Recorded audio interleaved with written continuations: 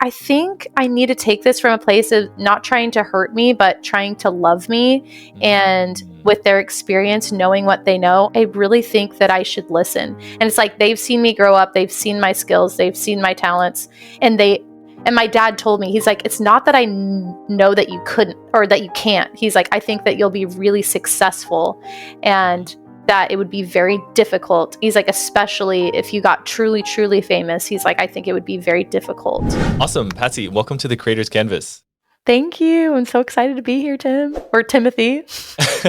So where I wanted to start this off was you posted your first video in 2021. And what was your headspace like at that time? And why did you even start creating content? I started creating content because we went into COVID and I was a teacher. I still am a teacher, but we had to make digital content because all of the kids were at home and parents were up in arms. They didn't know what to do, and teachers didn't know what to do. And so I had some teachers on my team that they knew kids needed to see a teacher, they needed to see instruction, and they said, I just don't want to make the videos. And they asked me, would you be willing to make the videos? And so I started making those for our team. Just so there was 3 third grade teachers, and I made it for all 3 of us, and we would send it to Awesome. all the kids on the 3rd grade level. And then I thought, I kind of like doing this, and I love being on camera. So I thought, I'll send these videos to my district. So I sent them to my district, and I was like, hey, this could really help new teachers, I think, if they saw the teaching, and sometimes they can't come into the classroom. And my district was like, oh, thank you so much. We'll post it on the website. And like, I knew no one was watching it. And I was like, maybe I'll just post it on TikTok or Instagram. I don't know. Yeah. And then, so I started posting videos, and I was just enjoying it. I was literally just enjoying it. I was having fun. And then I posted a video one night and I almost deleted it. But I remember this video that I saw where a lady said, never, ever delete a post because you never know what could happen. I thought, I'll leave it. And I went to bed and I woke up with 5,000 followers, and I thought, I was like, okay, maybe I could do something with this. Maybe this is a thing. And my mom believed in me immediately. My husband was like, oh, good for you. And I was like, no, I think that this could be a thing. And here we are. Wow. Yeah, it was very organic how it happened, I would say. Yeah. And, what stands out to me there is, you mentioned you were always comfortable in front of a camera. And so have you ever thought that you would become a content creator in your life? Because, to your point, it's like, okay, so there's like Instagram, TikTok, YouTube, all of these things. And I'm sure you were on those platforms before you posted your first video. So did that thought ever cross your mind? Yes. I mean, not the content creation part. I wanted to be an actress so bad. And my parents begged me to never do it. And they still are like, now that I've had this success, they're like, please, for the love of God, never become an actress. And I'm like, okay, I won't. But my dad was a pastor for many years, and his services were televised. And so once I was in my 20s, he was like, hey, I'd love for you to start doing sermons because I love Jesus with my whole heart. He's number one. Before any of this, before my husband, my family, God is number one. And so I started doing services, and I thought, man, I just love sharing. I'm not nervous in front of the camera. And so it gave me a lot of experience for sure. Wow. And it's crazy to think about how our life experiences can set us up for like what we're going to do down the road, like 10 steps down the line, Have you ever considered that? Dude, yes. It's like you don't realize how these experiences shape you, which makes me like, I know we talked about this a little bit before, but I'm like, which makes me think like, was before this, were you doing stuff that made you want to? I know that this is supposed to be about me, but I'm just curious. Like, was there Yeah. things that made you Yeah, want to let's do that? talk about it. So my inception story is I started last year in August, and then kind of what led me to that point was I was really reflecting, Patsy, on okay, what is something I'm innately good at that I know I'll be obsessive about. And I really reflected on that question for a long time, like maybe my entire life, and I wasn't able to come to an answer, because traditionally, and because you're in the teaching industry, you'll definitely understand this, like kids will naturally be inclined, towards like, the arts or academics or athletics. And for me, I was always middle of the pack in every one of those areas. And so I was like, okay, so here are people around me that have a natural inclination towards something and I don't. So maybe I just don't. And then, yeah, literally. And then so You were the just kind last of good at everything, though, which is like a kind of a great place to be. You're good at relating to people. yeah, jack of all trades. But then I really started to reflect, and it's so amazing to kind of think about your mind opening as to what's possible because, sometimes you don't know what you don't know, which I think is the most important thing. And so I reflected that, hey, actually, I have always been an incredible listener and incredibly inquisitive ever You since I was a are. kid. You really are such a good listener. Such a Thank good, you. it's a gift. It's a gift, I'm telling you. As somebody who talks, Uh-huh. listening is a gift. Wow. Thanks. And I was like, okay, so why am I so naturally inquisitive and naturally such a good listener? Like I peeled back the layer and what I realized was because I love hearing people's stories. Whether it is, a content creator like you who has, hundreds of thousands of followers on TikTok, or whether it's someone that I just run to on the street for one of my street interviews. Like I'm just as captivated, by either scenario. And so I was like, okay, so, Patsy, that is my competitive advantage if we kind of put this in like business terms, because it gives me the ability to have longevity because I don't care. Like literally August to October, I posted 100 videos, 100 interviews, had no traction, but I enjoyed every second of it.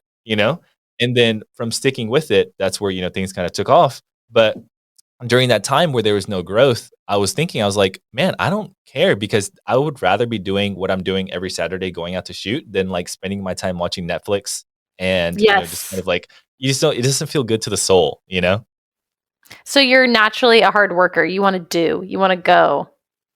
I think so. Only when it's something that I have a natural interest though. Like when it's something I have to force myself, it does not have a good result. Like there were definitely some subjects in school that I probably wasn't the best student because the interest wasn't there. I know interest does play a huge role. Mhm. So to make you feel better. And like my brother, Mm. it was funny. He didn't do that well in school initially, but then he found what he was passionate about, Mhm. medicine. And then Ooh. and then all of a sudden it's like he's the smartest person in the world. So it's like you're right. Mm.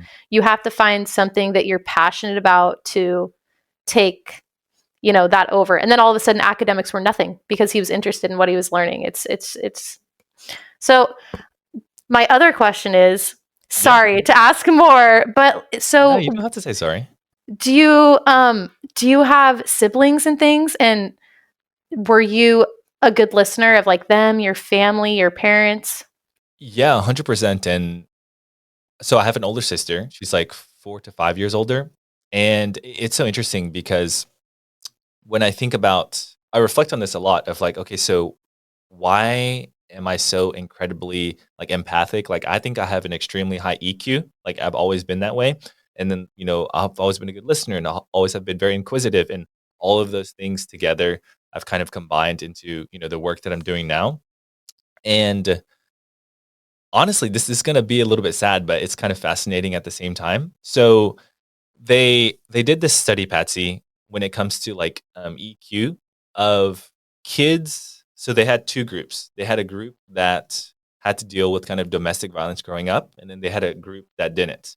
And then so what they did was they tested those two groups to see if they could recognize the facial reaction of a person and how fast they're able to recognize it. So what they did was they took a 3-second reaction video of someone's face and then cut it into like hundreds of picture frames. So then you can then pinpoint on like what point in those pictures is someone able to detect what emotion is about to come to that person's face.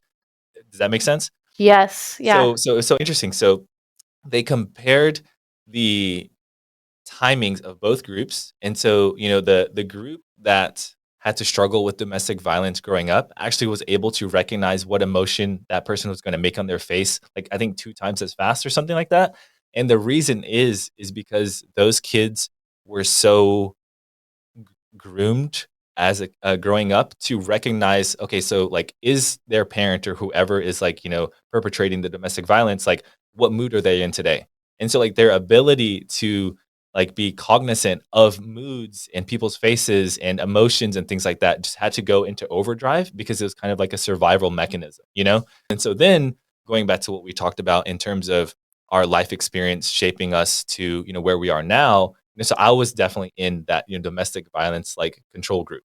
And so I was like, wow, like obviously that was awful and I would not want to wish that on anyone. But I think it literally, like, I think you are who you are and you to kind of embrace kind of the good and bad. And I wouldn't want to trade, kind of my EQ for anything because I love it. And it's just kind of this conversation of, loving parts of yourself, So yeah, that's kind of the story.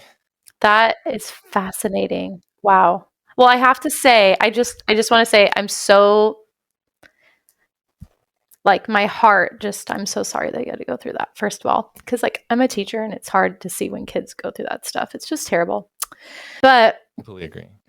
I'm like, but it's very, very true. Kids who have had to go through that, like, they're so empathetic and so understanding and so loving, and they can recognize in a moment if you are distressed or sad or whatever it may be. I so agree with you. And I think that you are. So, I have you seen the Arnold Schwarzenegger documentary? On Netflix, no, the bodybuilding one, right?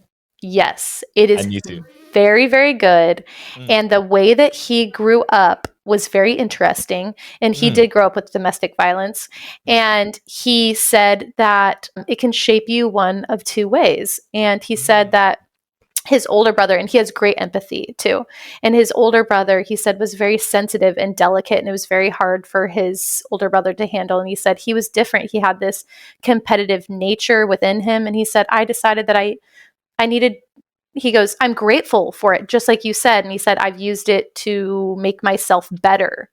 And Yes. that's what it makes me think of. You're like, you know what? This is a superpower. I have a superpower. And it really is because there's just people who do not have that quick EQ. They just don't have it. Mm. And to have it is rare and special. And I love that you're using it for the good. I think that that's so amazing. I'm like, wow. And I literally got goosebumps from that story, Patsy. I, I I was astounded. I thought I remember thinking you shouldn't know that an adult is stressed. I remember thinking that it was so Mm, many years ago, but mm, because now I've been teaching almost 8 years, but I just remember thinking you shouldn't know that an adult is stressed and no other. I thought an adult might not even know that I'm stressed. And I mm, thought, what must you have gone through to know that? I remember thinking that. What must you have gone through to know that? And so, but it mm. made me feel I needed a hug. And I thought, you know what? I Yeah. think I really do need a snack. And when the kids left, I got a snack. When the kids went to specials, it was really Mm, cool because I was pretty young. She's like, but because of you, I know I'm going to go. Not I think. She said, I know. And I'm like, I'm just so excited. You made such an impact on me and I've made such an impact on you. And it's like you said, I mean, you can just turn it, you can take it and use it for the good and not trade what you've learned from it for anything. You can get better from it or you can focus on how it hurt you. And it sounds like you've just gotten better from it. And I'm so impressed. It's interesting, and let me know if this resonates with you.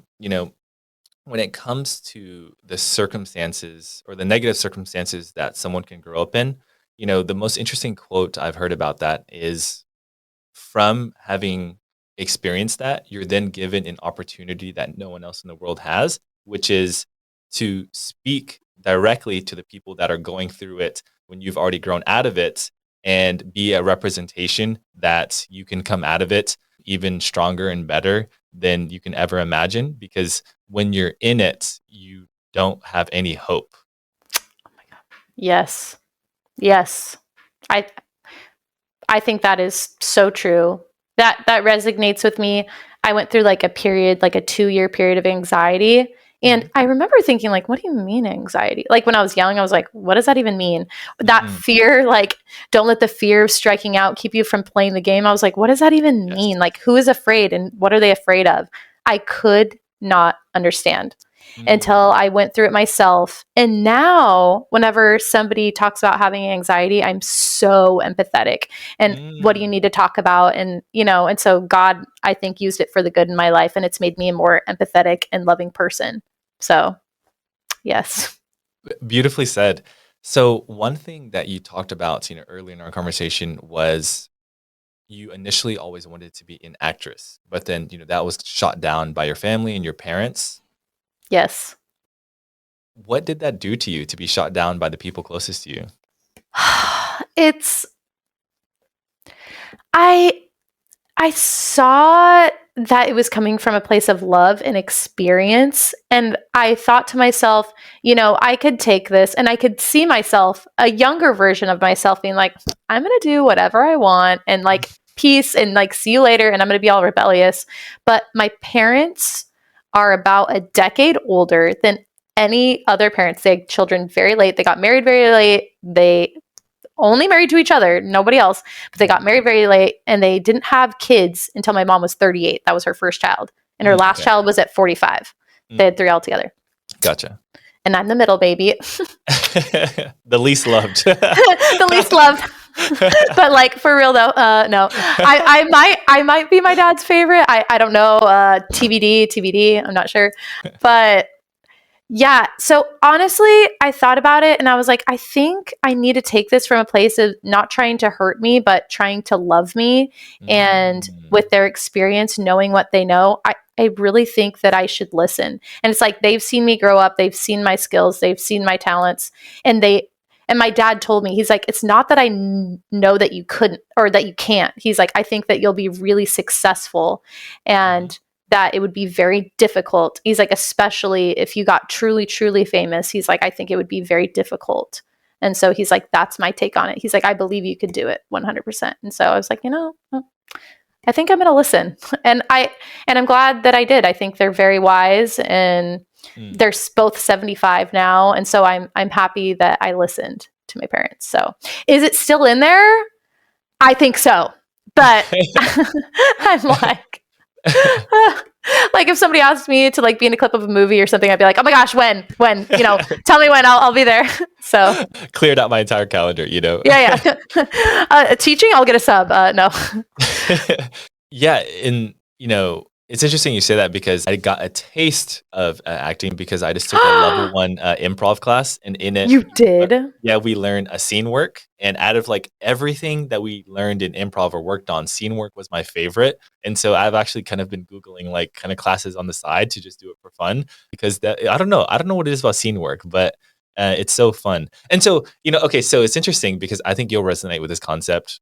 So I personally am passionate about this concept of being in service to others. And I'm learning so much about how that permeates so many different areas of life. So even when I took improv, the teacher told us being in service of your partner in a scene is how you create the best scene, which is, in your head, it feels like it's counterintuitive, right? Because it's like, let me focus on what I'm doing, what face I'm making, how my voice is projecting. But that isn't how you create the best scene.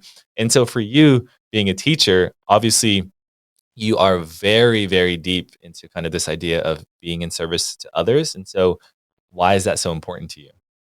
First of all, that was so interesting and so well said. I'm like, oh my gosh, because I think that that's true in life, that when you're in service to somebody else, that's when you get the greatest outcome. And I've heard statistically, this is according to Tony Robbins, I believe, but that I love him. Oh my gosh. But he was saying that the happiest people in the world are those who serve others. But can I be honest with you? That's something I'm still working on. I really have to work on that because being a content creator and having a personality like this, you want it to be about you and you love the attention and it's fun and it's amazing. And look at me and my students and our scores and look how good we are and look at how hard they're working. But I constantly have to, and I do it all the time just because one, God has called us to be servants and called us to have a heart for others. And if you think about the world, it's literally an ecosystem that lives off of each other. Without plants, we can't breathe. They emit oxygen, And so I think about how important that is in life and in relationships. And so I constantly pull myself back and I'm like, how can I serve the kids? how can I make the kids first? And then that's when I come up with these revolutionary ideas and these revolutionary transformations and Mm. these crazy games. And the kids are having fun and I can see they're having fun is when I think kid number one. That's when all the magic happens in the classroom. So you're right. It's true. Your improv teacher is so correct. It's like, And yeah, and just to add another example, and maybe you can reflect on this in your relationship with your husband. So I recently just got back from Paris, and in Paris there is wow. I'm yeah, so in Paris jelly. you need to go. It's incredible in the Wow. summer. In Paris there is a grandmother and grandfather who's like family friends with us, and I've personally never met them, but some of my other family has, and I had lunch with them. And I've never really had grandparents because they're like in Asia and I never really got to talk to them. So using this opportunity of talking to people, they're both 80, which is incredible. And something about, the elderly that's just so wise. So like I wanted to make sure to like, get as much from them as I could during lunch. And so, one of the things I asked them was, you know, so they were married for 50 years. And I was like, hey, so that is such a long time to be together with someone. What do you think is the secret to the reason you two lasted so long? And they said something so interesting. They said, we think it's because during this entire time, service to the other was put at the forefront for each of us. And from that, it's been able to bloom in such a beautiful relationship. And they said that they think that's what's lost on like the younger generation. And I'm curious what you think about that as you are obviously, very involved with your kids. Obviously, they're a little bit younger. So you're not talking about relationships with them, but Oh, like in the teaching realm or with my husband? just in general, do you find that that is what you believe to see in today's generation? And then how do you approach that kind of in the relationship with your husband? In this generation, I would have to agree with them. I feel like, Mm. well, you want to know what? Yeah. I thought to myself, this generation seems based on like their selfies and all these things. And Hmm. so that's what I thought about Gen X, right? I was like, Yeah. oh my gosh, they're so self involved. But I Mhm. have a best friend from Gen X and how we became friends. Oh my gosh, that's a whole other story. But she basically, her best friend was on Bumble and went on a date with my brother, but then we all became best friends and they never dated. So we're all best friends now. That's Thank you. Thank hilarious. you, Izzy. But so I'm super good friends with her, and she is so selfless. I mean, she Mm. will bend over backwards for you, come serve you. And so I was like, okay, maybe I'm wrong about this generation. Mhm. Maybe they're different. And so, Mm. and as I've been watching more TikTok, because it's not just younger generation now, but there's a lot of younger generation on TikTok. And Agreed. that's my way of experiencing or seeing them, besides my friend Katie. And because I'm 33 now. So, but I've noticed that Mhm. their EQ is kind of Mm. high. They're very Interesting. self-reflective, and Mhm. because they're self-reflective and they're like and they all go to therapy, it seems like, and they Yeah, all talk out literally. their feelings. I'm like, wow. I'm like, oh my gosh.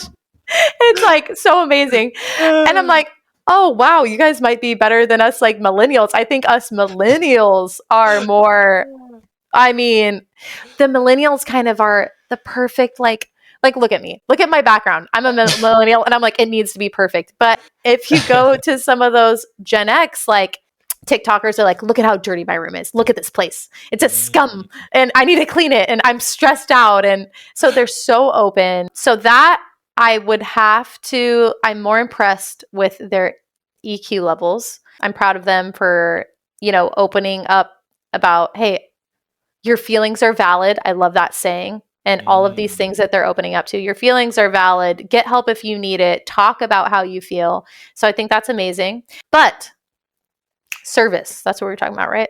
I kind of went off on a tangent there. But service, I do. I've realized my parents told me this before I got married that service Mm. is very big. You Mm. My parents told me you are never fighting with each other, you're fighting for each other. Ooh, speak. And I Speak was well like, said. and my husband does a very good job on that, and I am working on it. So,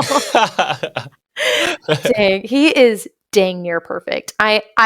You marry someone and you're like, okay, what am I going to get to know about you? What are idiosyncrasies? And this man is just who he says he is. He's good. He's kind. Mm. He doesn't use his words to hurt. He thinks methodically.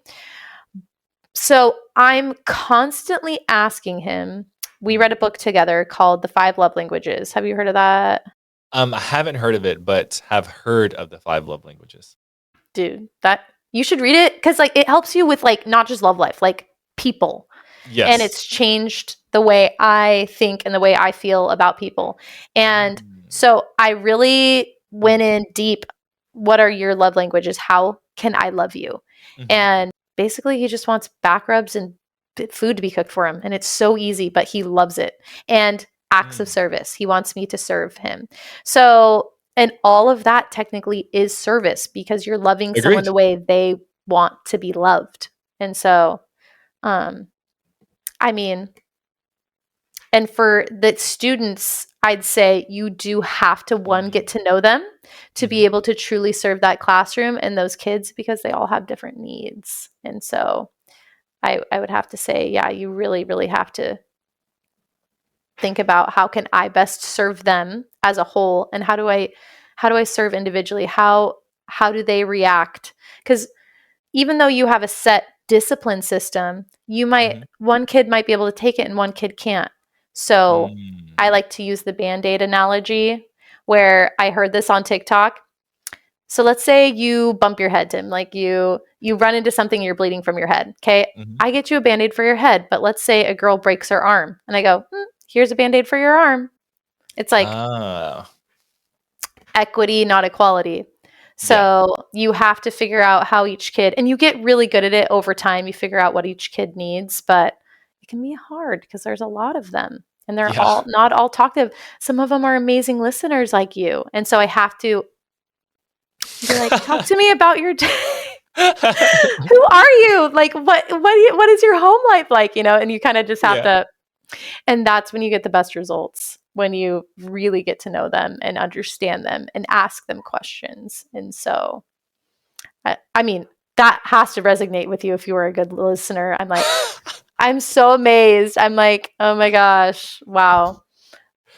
No, it definitely did. And I think what's interesting is you brought up the point that not only is the understanding of love languages beneficial in like a romantic relationship, it's beneficial in all of your relationships. And so now I think about your kids, it's like, okay, so each one of them has their own love language. And now I have to figure out, which one they resonate most with. And then if I can do that, then, hopefully I can aspire to be, like the best instructor possible for them.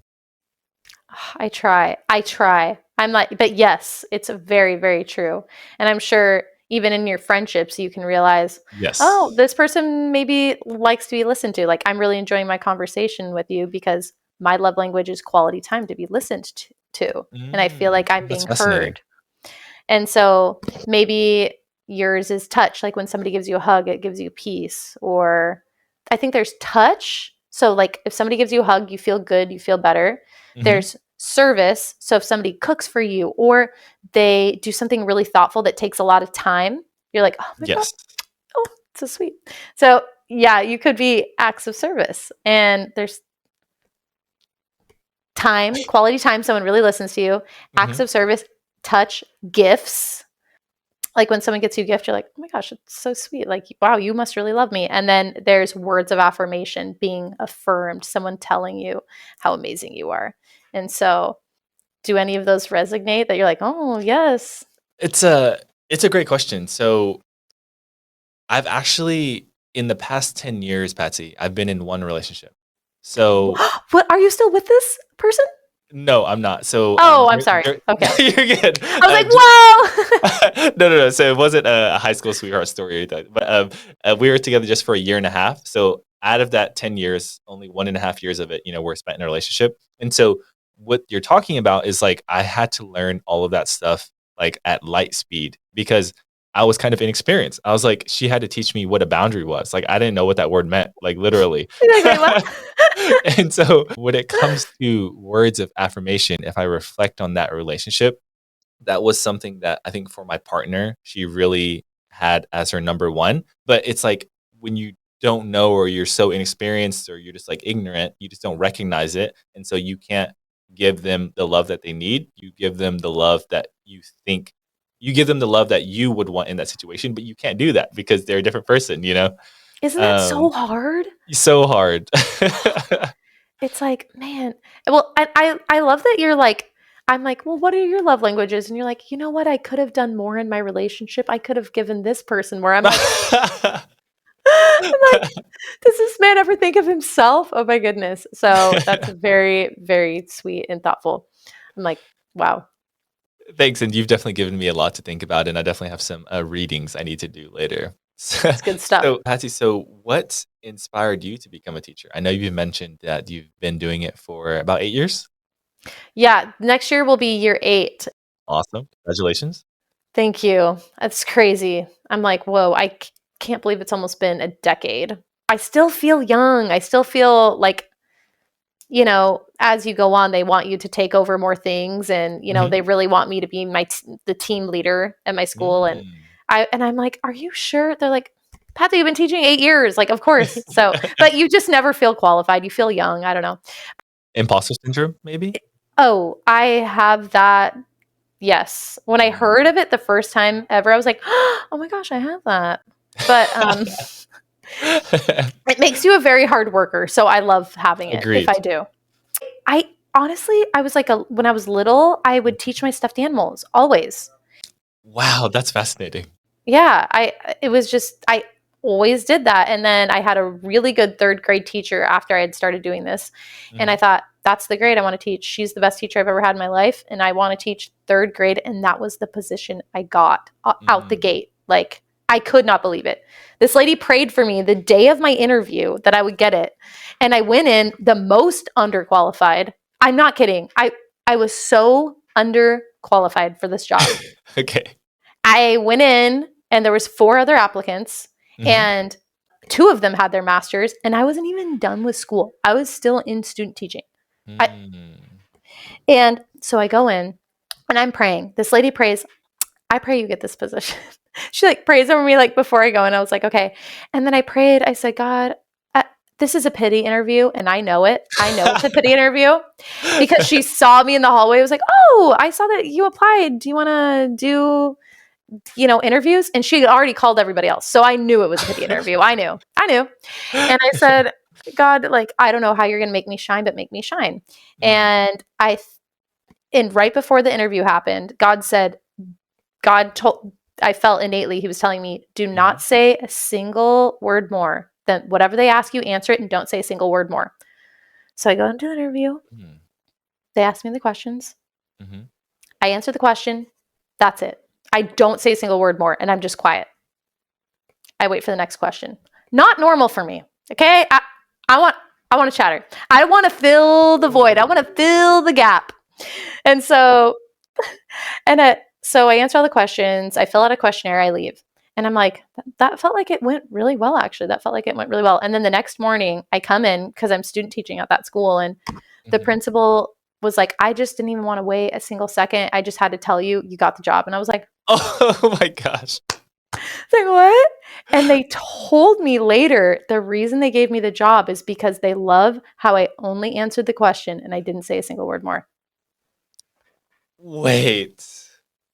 I have so many questions from this. Okay, first of all, what an incredible story, and that must have been such a phenomenal spiritual experience to have been spoken to, and then for that to have come into reality by the principal telling you, why it was the case. So, just to clarify my understanding, so Yes. answering the question and not saying anything more, did that come from a place, do you think, of we can get ourselves in trouble by talking too long? Or what exactly was it?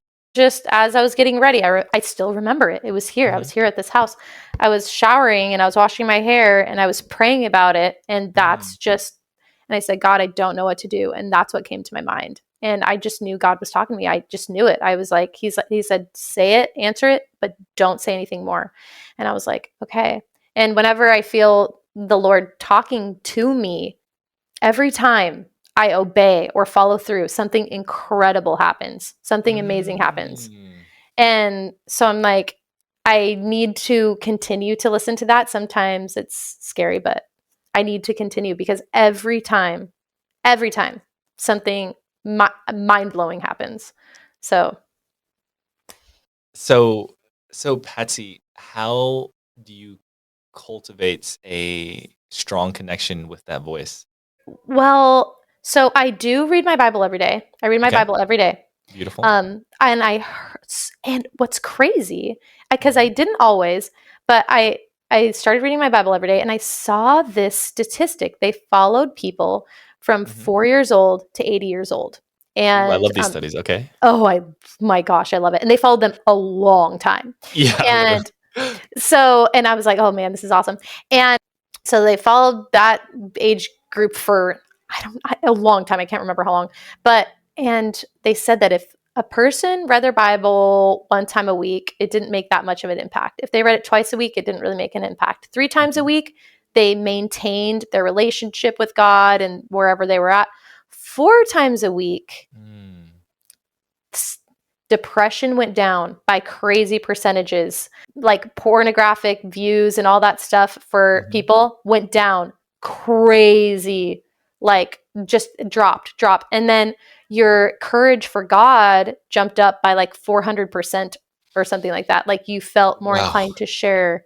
And it's insane. I wish I had all the stats for you. It's actually crazy. I have like goosebumps. It's crazy. So, and I can attest that that changes your life. What does courage for God mean in this sense?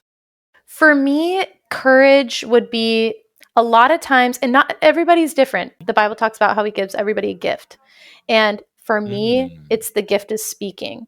And so a lot of Mm. times I'll be in a store and he'll have me go walk up to somebody and be like, I want you to go talk to that person.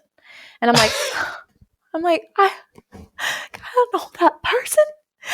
What if they want to listen to me? But every time I do it, Mhm. something amazing happens. Like I Wow. okay, for Huh. example, So interesting. okay, I'm hiking one day, okay? I'm Okay. hiking. I get down to the bottom of the mountain and I get in my car and I'm driving away and a lady walks by my car. She's and God said, "You stop your car, you get out and you go talk to her." And I was like, no, I'm not gonna." Stop your car. I was like, no, I'm not doing it. And he's like, I mean, there's sometimes a gentle, sometimes there's a you stop now, like an emergency feeling, and it was an emergency feeling. So I got out Mm. and I ran over to her and I said, I am so sorry to bother you, but God told me to talk to you. She's immediately in tears. She's crying already. And I'm like, okay, so I am supposed to talk to you. And she said, well, what did God want you to talk about? And I said, you need to know that you're loved, first of all. I feel like I'm supposed to tell you that. And then I felt God tell me to tell her it's not whatever is going on in your life, it's not worth taking a life.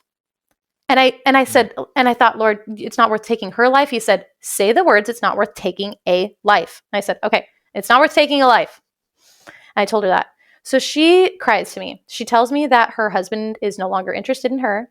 They have 3 kids together. She's madly in love with him. And he Mm. is not cheating on her yet, but definitely talking to other women. And Oof. she's like, I don't know what to do.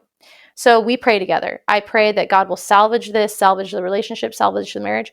Well, anyways, I go on about my life, right? I think I think nothing of this. I continue on. I'm like, it was really important. Okay, God, I'm happy I did it. Woohoo. This lady calls my church and says, hey, a girl came up to me. I don't know her name, but she told me she went to your guys' church. And I felt like I didn't tell her. Like she didn't have the courage to tell me. She's like, but she needs to know. So if you could tell her, she goes, so we have 3 kids together. I'm married to this guy. And she goes, I'm pretty sure I'm pregnant. I didn't tell him, but she was like, I was thinking of getting an abortion. Like within days, you know? And she was like, and I thought if he doesn't love me anymore, then he won't want this baby. So she wanted it, but she was like, if he doesn't love me, then he probably doesn't want this. And she's like, because she said that, I'm not going to abort this baby. And I was like, oh my God. I was like, what if I never said anything? She would have done something she didn't want to do. And so it was pretty crazy. And I have so many stories like that. I can't even tell you. So I need to continue to listen. And that's what it looks like. It's Mm. the more you listen, the more clear you hear. And the more you obey, the more words he will give you. If that makes sense. It completely does. And what I love about it is, whenever he speaks to you, what he's asking you to do is not going to be easy. No. And because it's not going to be easy, you're always having to grow as a person. And so, Patsy, for you, does it feel heavy ever to be to always strive to be the best version of yourself? Yes and no. Mm. Because you know the domino effect. And when you start to do something good, Mhm. you want to keep doing good. Mm. And so when you're kind of far away from God, and I kind of feel a little bit distant right now. It's just like a real relationship. It's like a real Yeah. he's a real being and you're a real being. And you really have to put in the time and effort. And I haven't been lately. I've been more focused on work and myself, honestly. Mhm. And so I need to change that. And he's been talking to me a lot about it. So I need to work Mm. on it. But it's only strenuous when you're not fully surrendered. Like how you said earlier, when Interesting. like how you serve others, right? Yeah. So it's only difficult when you're not fully surrendered. That's the only time it's hard. That is crazy. And can I just say I got goosebumps from that story of you pulling over, stopping, talking to her. And are y'all still in contact today? I know where she works, Okay, got and it. I'm like, but I haven't talked to her, but my church was so excited and just thanked me for like stopping. And they said, we just knew it was you and your sister because my sister was with me because they said a tall brunette. And they're like, we just knew it was you. And I was like, oh my gosh. So that was really, really cool. One of the things you mentioned was you going up to talk to her, and it's almost kind of obviously you had an intention because God told you what to say, but it's this idea of talking to strangers. Do you feel like talking to strangers and small talk is something that is a dying art? Yes, I do. Don't you? I do. I really do. I talk to strangers all the time. Like, let's say God hasn't told me to talk to somebody. Like, if I'm in line, I want to talk to the person behind me. If I'm on a plane, we talk from the time we take off till we land. Like, Yeah. you know? Yes. And I have had a couple passengers proclaim their love for me by the end of flights. Like romantically, or Oh, like. yes. Oh, yes. Yeah. There's been like at least two, maybe three, at least two for Oh my sure gosh. proclaim their love to me at the end. And I'm like, oh my gosh, I'm just a conversationalist. I'm sorry. It's And fine. I'm just laughing because I just imagine it's like this 30-minute flight from like Dallas to Austin, like so super sure like Oh my gosh. And I mean, I remember one dude, he's like, I'm totally normal. I'm super cool. I swear to God. And I'm like, no, I believe you. We just talked for hours. Like, I think you're amazing. I'm not interested. I'm sorry. Yeah. But, um, but I mean, and you Mm, experience this all the time. Like, what is that? I mean, I'm very curious. When you go up to mm. somebody and you're asking them a question, are you initially a little bit nervous to ask them to interview? Is it a little scary? Yeah, that's a great question. So when I shot for the first time ever, I remember I went to a park here in Dallas, and I Oh, literally. Dallas. Cool. I didn't even know you were in Dallas. That's so cool. Yeah, yeah, yeah, in Dallas, and I literally paced up and down the park for, like, 30 minutes because I was so nervous to ask someone for an interview, and also because you're doing it at a place where you maybe don't have a lot of credibility because they're like, "Okay, so you're doing it for social media? Could I see your social media?" Like, Yeah. 0 followers, like You're like, um, you're my first one. What do you think about that? yeah, literally. And then after, getting a few more shooting days under my belt, like maybe like a month or so, Yeah. I feel so comfortable to do it now. It is Really? interesting though, because I do think environment had a big part to play for that comfortability because so I mentioned I just got back from Paris. So I was in a few cities in Europe and I actually shot interviews over there. And I I can't know. wait to watch. Yeah, yeah. So I have some up in Prague right now. So I noticed that when I was there, the feeling that I had the first day ever shooting kind of came back, and I was a little more nervous than usual. And so that was kind of fascinating to reflect on. I'm not exactly sure why that was, but it was cool because after I knocked the first one out, then that feeling kind of washed back away, but it was kind of interesting to re-experience that feeling of, hey, like I'm a little bit nervous to do this, you know? Did you Um, pace again when you went back and forth? a little bit. I was with a friend and we were just walking around endlessly, and he's like, "Are we gonna do this?" Or You're like, of course. I'm like, I'm so amazed you do that. I honestly, when it's come to recording, I've only done that one time. Mhm. I did it for a Starbucks video, and I was so nervous. And there was people who were like, because I had to get their permission to record, and they Yes. were like, and they'd be like, yeah, no, and I'm like, oh no, oh for sure, like, because if anyone asked me for Starbucks, I'd be like, okay, where? Where do you want me to look? You know what I mean? And so I was Totally. so shocked at how many people said no. And is that what do you do? Mhm. Because one, do people say no to you a lot? And two, what do you do and what do you feel like when someone says no? That's a great question. So I would say depending on the day and who I'm with, that kind of affects the number of people that say yes. So, for example, I've noticed that whenever I have like one of my friends that's a girl come shoot with me, I'd get way more yeses. Whether that's because like a dude thinks like, oh yeah, like this cute girl's asking me, or if like a girl just feels safer because I'm with a girl. I'm not sure exactly what it is, but that definitely get a lot of yeses. With two guys, a little bit less yeses, but still like at least like 50% of the time I get a yes. And I think a lot of it has to do with like delivery, energy, what they can kind of sense about you as a person. That has a huge part to play in it because if you if you come across like a little bit awkward and not as confident, then that kind of spills onto them, and they then feel a little bit apprehensive. So that delivery is a really big thing. And when they say no, honestly, I don't mind. I just say, hey, no worries. Just thanks for letting me ask anyways. And then it's interesting because sometimes people do want to say yes, but they choose to say no for reasons like they feel a little bit insecure that day, or they feel like this one is always interesting, Betsy. You'll find this interesting. Sometimes they feel like they don't have anything of value to say. Oh, that makes me And sad. literally, and those are the people that I want to interview the most for, kind of the content that I make because I'm like, so it's interesting.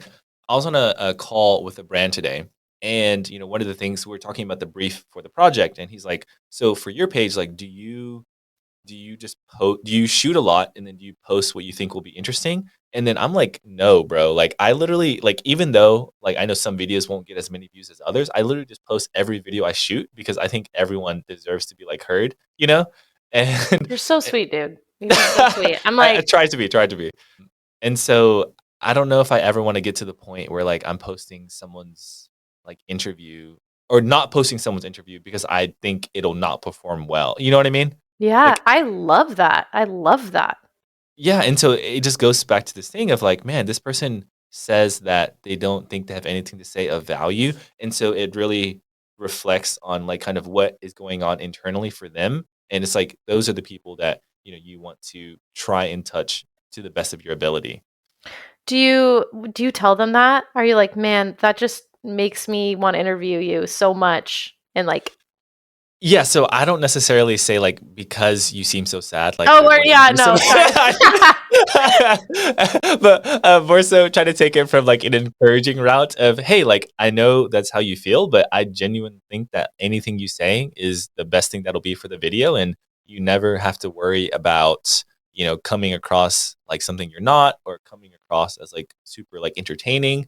It's interesting because when I first started shooting content, my personality, I would say, is I'm a little bit more like reserved, like methodical, not like outwardly extroverted, like not like, the life of the party. And so when I was shooting my content, someone gave me feedback. They were like, you need to be like so much more bubbly like in your interviews, and like and all these type of things. And like I was thinking about it and I was like, okay, logically on paper, what they're saying makes sense because like you think like, okay, so if you're bubbly, then people are gonna watch it, they're gonna be excited as well. But then I was like, man, but that like naturally and organically isn't me. Like I'm just like, cool, calm, and collected, or try to be.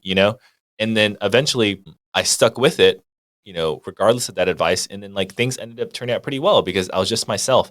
And so now, before the call, we were talking about brand work, and it's so awesome to be the person that you are in your content because then, like, when a brand wants to work with you, it's kind of like a validation of like your character because that's who you are in real life, you know? Man, that's so true. And I'm thinking to myself, Mm, that's probably what you're talking about. I'm like, that's probably why you're such a good interviewer. mm, You have good character. You are listening to what the person says. You're validating their thoughts, how they feel, and you post every single thing. And like you're encouraging. I'm like, that's I think the only type of people who should ever interview ever. Like I truly believe that.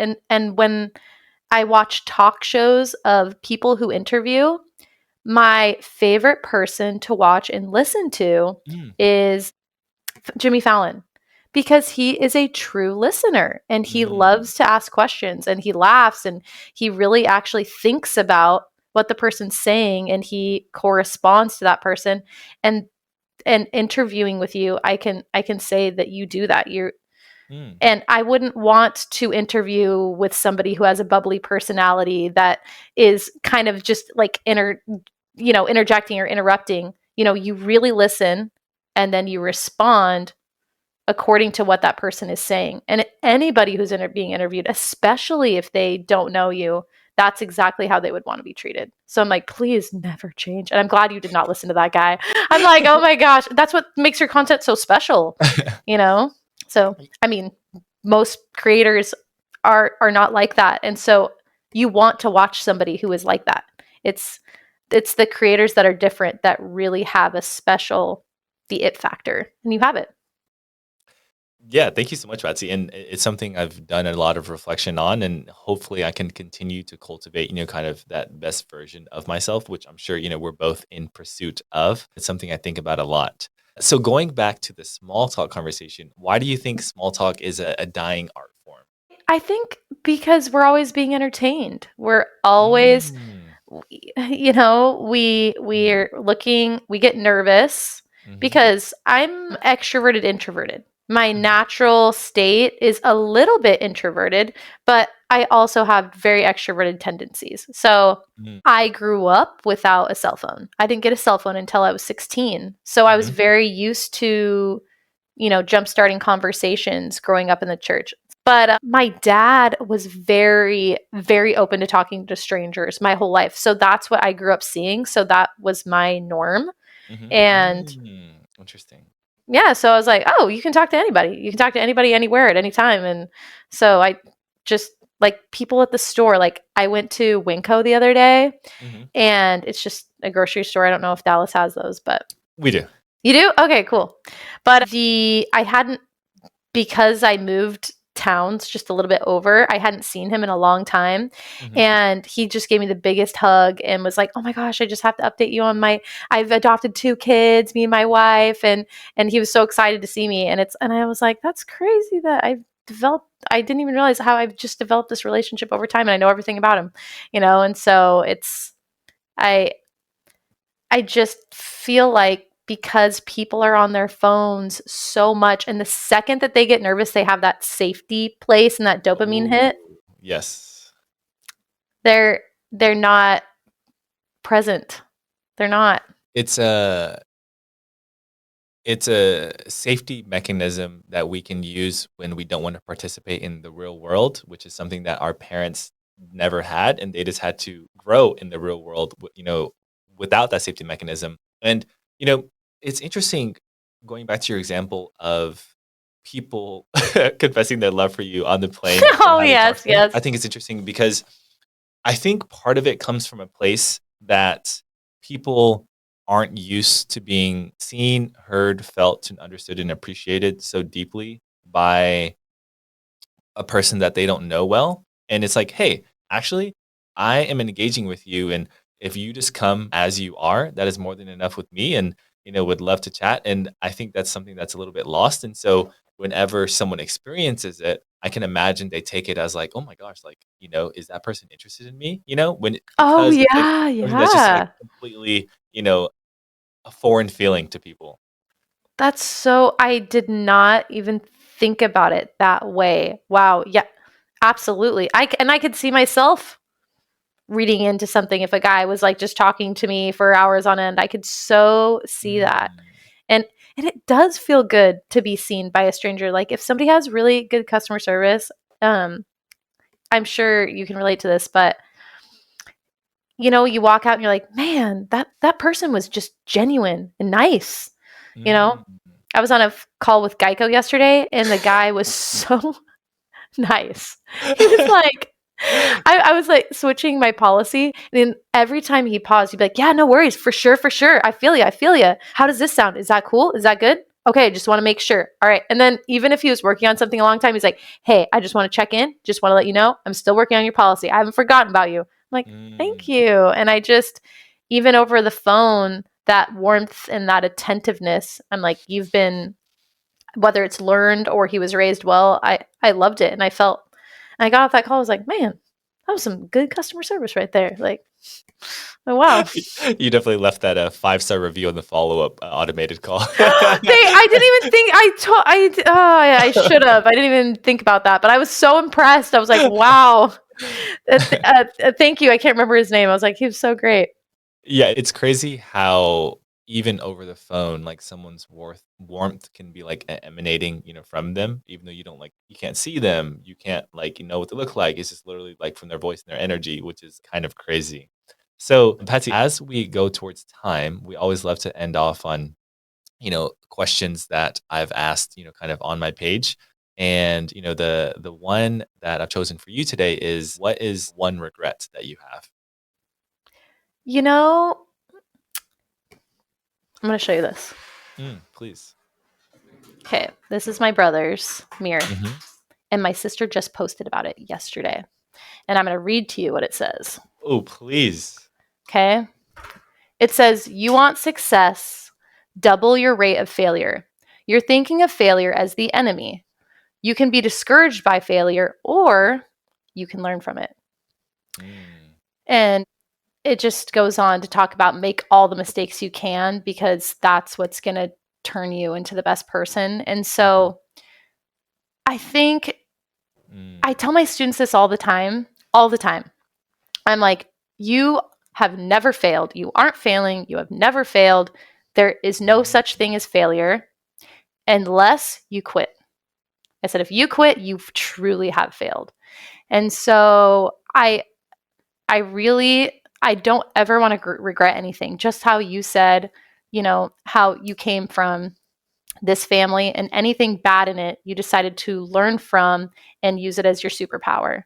Mhm. It's like anything that when I haven't been perfect in life, I want to learn from it and I want to get better. And I can use those bad experiences, like you said, to inspire somebody else. So I don't think anyone should have regrets. I really don't. Yes. Beautifully said, Patsy. And I love that quote on the mirror from your brother. And I definitely agree. You only fail if you quit. Thank you so much. Yes.